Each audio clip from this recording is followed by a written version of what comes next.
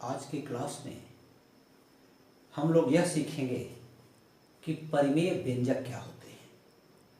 किंतु परिमेय व्यंजक को जानने से पहले आपको यह जानना होगा कि पूर्णांक तथा बहुपद क्या होते हैं और ये किन नियमों का पालन करते हैं। यदि आप इनको समझ लेंगे तो परिमेय व्यंजक क्या होते हैं यह बात आपको आसानी से समझ में आ जाएगी। तो आइए सबसे पहले हम यह जानने की कोशिश करते हैं कि पूर्णांक क्या होता है। आप जानते हैं कि 1 2 3 4 5 जो आपने गिनती याद किया हुआ है बचपन में, जब सबसे पहले आपको गिनती सिखलाई गई थी तो 1 2 3 4 5 या 1 2 3 4 5 इत्यादि आपने सीखा था। तो वास्तव में ये नेचुरल नंबर या प्राकृत संख्याएं होती हैं। अब नेचुरल नंबर 1 2 3 4 5 इत्यादि को हम धन पूर्णांक कहते हैं। इसमें शून्य को सम्मिलित कर लिया जाए तो इसे शून्य पूर्णांक कहते हैं, और इसमें अगर माइनस चिन्हों को भी सम्मिलित कर लिया जाए -1 -2 -3 -4 इत्यादि, इन्हें ऋण पूर्णांक कहा जाता है। तो इस प्रकार पूर्णांकों की कुल 3 कैटेगरी होती है: धन पूर्णांक, ऋण पूर्णांक और शून्य पूर्णांक। अब पूर्णांकों का परिचय प्राप्त करने के बाद आपको यह जानना है कि पॉलिनोमियल्स या बहुपद क्या होते हैं। तो किसी भी व्यंजक को जिसमें x पर ऋणोत्तर पूर्णांक की घात लगी हो, ऋणोत्तर का मतलब कि ऋण के अतिरिक्त पूर्णांक की घात लगी हो, तो ऐसे सारे व्यंजकों को बहुपद कहा जाता है। जैसे मान लीजिए कि x प्लस a एक बहुपद है, इसे हम मान लीजिए px से दिखा रहे हैं। इसी प्रकार ax square plus bx plus c एक द्विघाती बहुपद है, इसे हम qx प्रतीक से मान लीजिए दिखा रहे हैं। इसी प्रकार ax cube plus bx square plus cx plus d यह एक तीन घाती बहुपद है, इसे मान लीजिए हमने rx प्रतीक से दिखा दिया। बहुपदों को व्यक्त करने के लिए प्रायः px, qx, rx ऐसे सिंबल्स या ऐसे प्रतीक प्रयोग में लाए जाते हैं। अब ये बहुपद क्यों हैं? परिभाषा में हमने बताया कि किसी भी व्यंजक को जिसमें चर राशियों पर ऋणोत्तर पूर्णांक की घातें लगी हों बहुपद कहलाता है। ऋणोत्तर यानी ऋण के अतिरिक्त कोई पूर्णांक की घात लगी हो। जैसे x पर 1 की घात लगी है, पूर्णांक की घात है, x पर 2 की घात, x पर 1 की घात, और यहाँ इसमें x पर c की घात मान सकते हैं। x पर 3 की घात, x पर 2 की घात, x पर 1 की घात और x पर 0 की घात, यानी ऋण को छोड़ करके कोई भी पूर्णांक की घात लगी हो तो इसको हम बहुपद कहेंगे। अब मान लीजिए कि यही अगर ऐसे लिखा होता कि x पर ऋण 1/2 की घात धन b बराबर 0, तो इसको हम कहते, या 0 नहीं भी लगा होता, इक्वेशन के रूप में नहीं भी होता तो ये बहुपद नहीं कहलाता। या हम कहते हैं कि 1/x धन 5, यह बहुपद नहीं है, क्योंकि 1/x का मतलब हो गया कि x पर ऋण 1 की घात और धन 5, अतः यह बहुपद नहीं है। अगर x पर कहें कि 3/2 की घात धन 7 बराबर 0, यह बहुपद नहीं है। या हम ये कहें कि √x + 5 + x = 0, यह बहुपद नहीं है, क्योंकि x पर करणी लगी है। करणी का मतलब है कि x पर 1/2 की घात लगी है, अर्थात x पर 1/2 धन 5 धन x बराबर 0, ये बहुपद नहीं है। इसी प्रकार यदि हम कहें कि x square plus 5x plus c बटे x पर 3 की घात, तो ये बहुपद नहीं होगा, क्योंकि तोड़ कर देखिए x पर 2 बटे x पर 3 करेंगे, 5x है, और बटे x पर 3 करेंगे और सी एक्स पर 3 करेंगे। इसको हल कर देंगे तो एक्स पर ऋणात्मक घात आ जाएगी, एक्स पर ऋण 1 की घात बचेगी। इसी प्रकार 5x पर -2 की घात बचेगी, सी एक्स पर -3 की घात बचेगी। तो ये कह सकते हैं कि ये बहुपद नहीं है, यह भी बहुपद नहीं है, किंतु यह बहुपद है, ये बहुपद है, ये बहुपद है। तो बहुपद का मतलब कि x पर ऋणात्मक घात न लगी हो, x पर कर्ण न लगी हो, x पर भिन्न की घात न लगी हो, x पर दशमलव की घात न लगी हो, केवल पूर्णांकों की घात लगी हो जो शून्य पूर्णांक के रूप में हो या धनात्मक पूर्णांक के रूप में हो, तो ऐसे पदों को, ऐसे व्यंजकों को बहुपद कहा जाता है। तो अब आप समझ गए होंगे कि ये पूर्णांक और बहुपद क्या होते हैं। अब आप आसानी से समझ सकते हैं कि परिमेय व्यंजक क्या होते हैं। इसके पहले हम ये देखते हैं कि गणित में पूर्णांक किन प्रमुख नियमों का पालन करते हैं। वास्तव में बहुपद भी ठीक उन्हीं नियमों का पालन करते हैं, इसलिए इनकी तुलना करके समझना आवश्यक है। जैसे मान लीजिए पूर्णांकों के बारे में आप कहते हैं कि ये संवर्ग नियम का पालन करते हैं। संवर्ग नियम क्या होता है? संवर्ग नियम का मतलब यह है कि मान लीजिए कि 5 × 7 = 35 या 5 × 7 = 12। 5 एक पूर्णांक है, 7 एक पूर्णांक है, तो 7 × 5 = 35, 35 भी एक पूर्णांक होगा। यानी पूर्णांकों का गुणनफल भी सदैव पूर्णांक के रूप में प्राप्त होता है। इसी प्रकार पूर्णांकों का योग भी सदैव पूर्णांक के रूप में प्राप्त होता है। तो इस नियम को कहते हैं संवर्ग नियम। तो पूर्णांक संवर्ग नियम का पालन करते हैं। इसी प्रकार जो पॉलिनोमियल्स होते हैं या बहुपद होते हैं वे भी संवर्ग नियम का पालन करते हैं। जैसे px एक मान लीजिए बहुपद है और qx कोई दूसरा बहुपद है और इसका गुणनफल आ गया zx, यह तीसरा बहुपद है। तो ये बहुपद है, ये बहुपद है, तो यह भी एक बहुपद होगा। इसी प्रकार अगर px में qx को जोड़ें, यानी एक बहुपद में दूसरे बहुपद में जो बहुपद को जोड़ें और मान लीजिए कि rx प्राप्त हो, तो यह भी एक बहुपद होगा। तो इसको कहते हैं संवर्ग नियम या कंजर्वेटिव लॉ। इस नियम का सारांश यह है कि जैसे अंकगणित में यह नियम लागू होता है कि दो पूर्णांकों को जोड़ने पर या दो पूर्णांकों का परस्पर गुणा करने पर सदैव पूर्णांक प्राप्त होता है, इसी प्रकार दो बहुपदों को जोड़ने पर या दो बहुपदों का गुणा करने पर सदैव बहुपद ही प्राप्त होता है। तो बहुपद वास्तव में या जो पॉलिनोमियल्स होते हैं संवर्ग नियम का पालन करते हैं। इसी प्रकार पूर्णांक क्रम विनिमय नियम का पालन करते हैं। ये भी आप पिछली कक्षा में पढ़ चुके हैं। मान लीजिए कि 5 × 7 = वही होगा जो 7 × 5 होगा, यानी दो पूर्णांकों का क्रम बदल करके जोड़ा जाना ही क्रम विनिमय नियम होता है। यानी क्रम बदलकर जोड़ने से उनके योगफल में कोई परिवर्तन नहीं होता है, इसलिए इसे हम क्रम विनिमय नियम कहते हैं। और चूंकि यह योग पर आधारित है, जोड़ पर आधारित है, अतः इसे योग का क्रम विनिमय नियम कहा जाता है। इसी प्रकार दो पूर्णांकों का क्रम बदलकर यदि गुणा किया जाए तो 5 × 7 = 7 × 5, 5 × 7 = 35, 7 × 5 = 35। अगर पूर्णांकों के प्रतीक a और b हो तो कहने का मतलब कि a धन b बराबर b धन a होगा। अर्थात क्रम बदलकर जोड़ने से उनके योग में कोई परिवर्तन नहीं होगा। इसी प्रकार दो पूर्णांकों का क्रम बदलकर यदि गुणा कर दिया जाए तो गुणा करने से भी उनके योग में कोई परिवर्तन नहीं, उनके गुणनफल में कोई परिवर्तन नहीं होता है। इसलिए जो है इसे हम गुणा का क्रम विनिमय नियम और इसे योग का क्रम विनिमय नियम कहते हैं। तो जिस प्रकार संख्याएं या पूर्णांक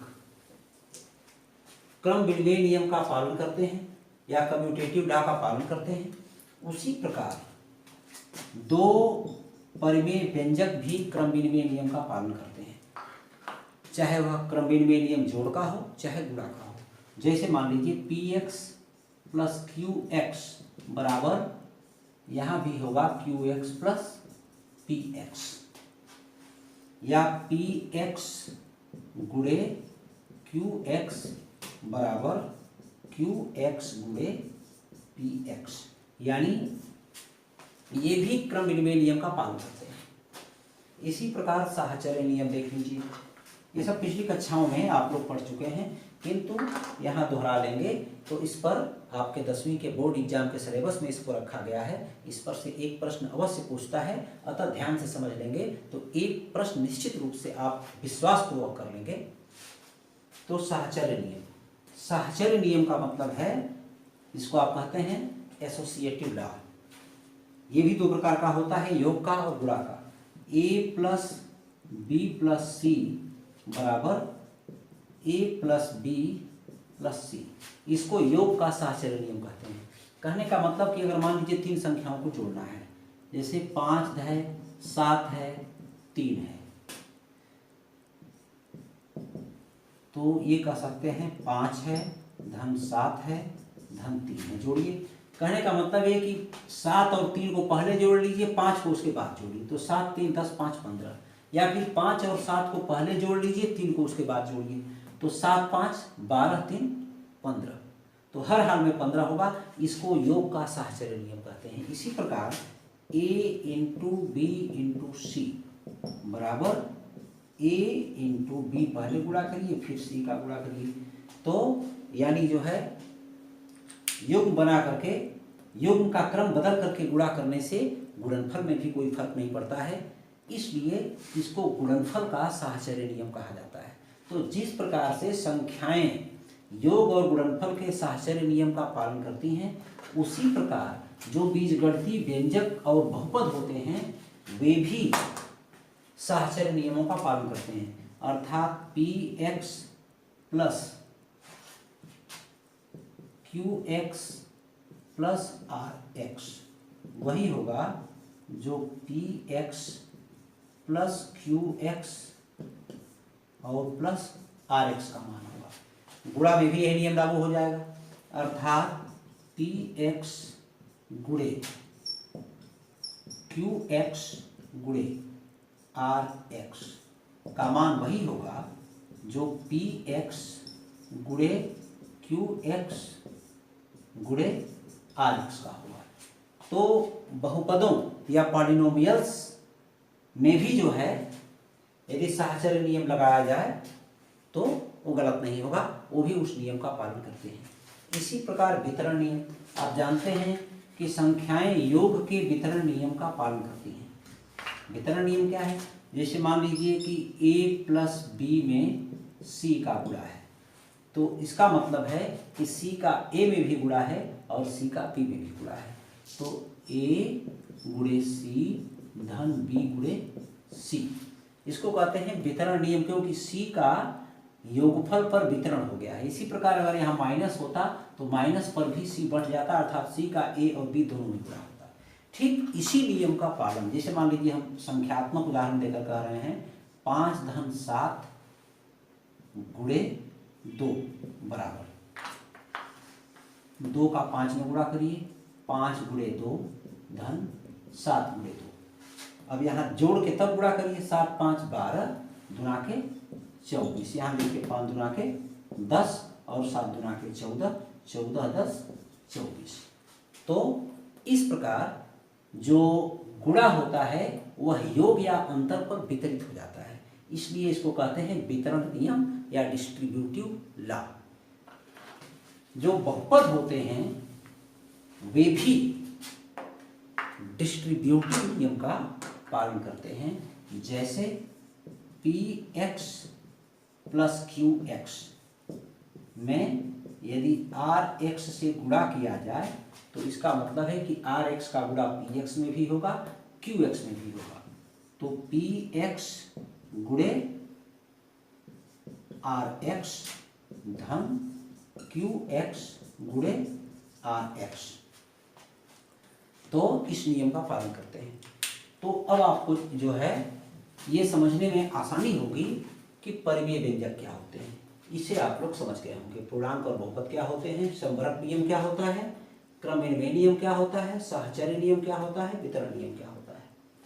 तो इसी प्रकार जो है जो तत्समक नियम होता है उसको भी आप जानते हैं। जैसे किसी संख्या में शून्य जोड़ देने पर उस संख्या के मान में कोई फर्क नहीं पड़ता है, इसी प्रकार बहुपदों में भी शून्य जोड़ देने पर बहुपद के मान में कोई फर्क नहीं पड़ता है।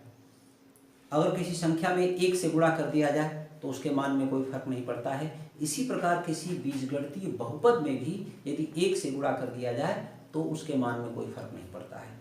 तो जिन नियमों का पालन संख्याएं करती हैं उन्हीं नियमों का पालन बहुपद भी सारी परिस्थितियों में करते हैं। अब जो है आप इस बात को आसानी से समझ सकते हैं कि ये परिमेय व्यंजक क्या होते हैं। जैसे परिमेय संख्याओं के बारे में पढ़े हैं कि हम P/Q को परिमेय संख्या कह सकते हैं यदि Q नॉट इक्वल टू 0 हो तथा P और Q पूर्णांक हो, यानी Q शून्य पूर्णांक न हो बाकी कोई भी पूर्णांक हो और P भी पूर्णांक हो, तो इसको हम जो है कहते हैं कि यह परिमेय संख्या या रेशनल नंबर है। इसी प्रकार रेशनल एक्सप्रेशन या परिमेय व्यंजक होते हैं बीजगणित में। जैसे अंकगणित में परिमेय संख्याएं होती हैं या रेशनल नंबर्स होते हैं, उसी प्रकार बीजगणित में परिमेय व्यंजक या रेशनल एक्सप्रेशन होते हैं। यानी हम ये कह सकते हैं परिभाषा कि कोई भी व्यंजक जिसको Px/Qx के रूप में लिखा जा सके, जबकि Qx नॉट इक्वल टू 0 हो, अर्थात Px भी एक बहुपद हो, Qx भी एक बहुपद हो, यानी बहुपद बटे बहुपद हो और जो हर का बहुपद हो वो कभी भी शून्य न हो, तो ऐसे किसी भी एक्सप्रेशन को हम रेशनल एक्सप्रेशन या परिमेय व्यंजक के नाम से जानते हैं। अब अक्सर परीक्षा में आपसे पहचानने के लिए पूछता है, कुछ व्यंजक दे देता है, पूछता है कि बहुपद है कि नहीं, या पूछता है कि यह परिमेय व्यंजक या ये रेशनल एक्सप्रेशन है या नहीं है। जैसे मान लीजिए आपसे कहा जाए कि 5x² + 2x + 3 अपान 3x² + 9x + 5 यह परिमेय व्यंजक है कि नहीं, तो कहेंगे कि यह परिमेय व्यंजक है। क्यों है? क्योंकि यह बहुपद है, क्योंकि x पर जो भी घाते हैं पूर्णांकों की घाते हैं, ऋणात्मक पूर्णांक नहीं लगा है, न ही भिन्नात्मक न ही दशमलव का पूर्णांक लगा है। इसी प्रकार हर में भी x पर जो घातें लगी हैं वो पूर्णांकों की घातें हैं, अतः यह एक परिमेय व्यंजक है। अगर आपसे कहा जाए कि 3x + 9 अपान 4x² + 2 ये परिमेय व्यंजक है कि नहीं, तो कहेंगे कि ये परिमेय व्यंजक है, क्योंकि हर और अंश दोनों में बहुपद हैं, अतः यह परिमेय व्यंजक है। अब मान लीजिए आपसे कहा जाए कि √x + 3 अपान 5x² + 9 परिमेय व्यंजक है कि नहीं, तो कहेंगे कि यह परिमेय व्यंजक नहीं है, क्योंकि x पर करणी का मतलब है कि x पर कितनी घात लगी है। वास्तव में x पर करणी का मतलब कि x पर 1/2 घात लगी है, 3 और 5x² + 9 ये तो बहुपद है, लेकिन इसका भी बहुपद होना आवश्यक है यदि इसको परिमेय व्यंजक सिद्ध करना है। तो चूंकि यह जो है बहुपद की परिभाषा के अंतर्गत नहीं आता है, क्योंकि x पर भिन्नात्मक घात लगी है, या कह दिया जाए कि 1/x चाहे 3/x धन 7/5x² धन 3 ये बहुपद है कि नहीं, तो कहेंगे कि यह बहुपद यह जो है परिमेय व्यंजक नहीं है, क्योंकि यह बहुपद नहीं है। यह बहुपद क्यों नहीं है? क्योंकि 3/x का मतलब कि वास्तव में x पर एक घात मानेंगे तो 3x पर ऊपर जाएगा तो ऋण एक घात हो जाएगा, और धन 7 है बटे 5x² + 3 है, तो चूंकि यह बहुपद नहीं है क्योंकि ऋणात्मक घात लग गई, और यह बहुपद है तो यह बहुपद नहीं है, तो हर अंश दोनों जो बहुपद होंगे परिभाषा के अनुसार, अर्थात जो परिभाषा दी गई है कि Px/Qx Px भी बहुपद हो और Qx भी बहुपद हो और Qx कभी भी 0 न हो, तब इसको कहेंगे कि यह परिमेय व्यंजक है। तो परिमेय व्यंजक ये नहीं होगा, ये नहीं होगा, ये नहीं होगा, किंतु ये परिमेय व्यंजक होंगे। तो परिमेय व्यंजक अब आसानी से आप पहचान सकते हैं कि कोई दी गई संख्या परिमेय व्यंजक है या नहीं है। धन्यवाद।